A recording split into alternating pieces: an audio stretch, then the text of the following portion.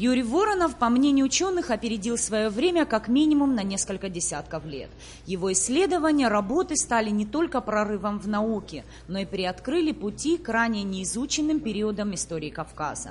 Для многих ученых труды Юрия Николаевича Воронова стали началом больших исследований, которые привели к весьма интересным, а порой и неожиданным результатам. Кандидат исторических наук Майя Кашуба представила доклад на тему ранних фибул Кавказа и вклад Юрия Воронова. Важный момент работы, где и когда впервые появились металлические застежки для одежды, одновременно служившие украшением.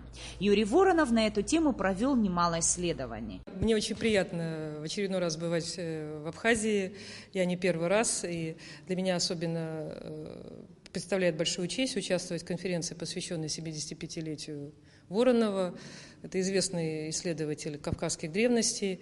И, в частности, Юрий Николаевич Воронов в 1983 году опубликовал интересную работу, посвященную развитию древнейшей фибулы на Кавказе. И в этой работе были очень интересные обобщения, а так как одной из областей моих интересов является вопрос происхождения кавказской фибулы, ее датировка и контекст таких находок в древнем мире, имеется в виду Малайзийское побережье, Эгейский мир, Древняя Греция, Италия, то мне было любопытно посмотреть, как работа Воронова повлияла на развитие представлений об этой категории кавказских находок, остается ли она актуальной в современных исследованиях и каково состояние современных исследований по этой теме. Тема чеканки монет в античности и раннем Средневековье вызвала живой интерес участников заседания. Член Географического общества России Наталья Ланшакова рассказала о важной научной ценности, которую приобретают нумизматические исследования для хронологии политической истории, экономической жизни, товарно-денежных отношений.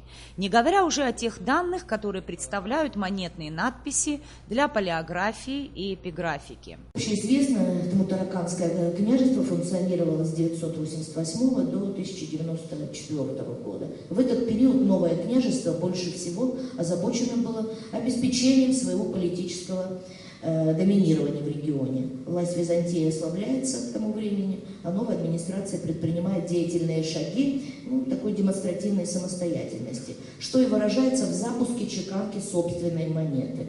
За оригинал нумизматы считают, были взяты Мелерисий Иоанна Цхимахия 969-977 и Мелиорисия Константина 10-го Дуки 1059-1067.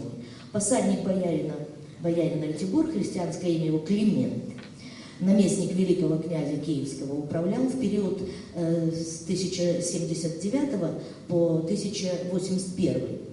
Очевидно, что из-за сложных экономических отношений с Византией посадник принял решение о чеканке собственной монеты, за основу которой была взята печать Ратибора со святым Климентом. Работа секции в Государственном музее касалась археологии Средневековья. Ученые представили доклады по самой разной тематике. В их числе о вкладе Воронова в изучение археологических памятников Цибельдинской долины, исследование Тамышского храма, результаты работы на Копийской экспедиции в свете новых полевых и камеральных работ и другие. Нисфа Аршба, Тимур Гогохи, Абхазское телевидение.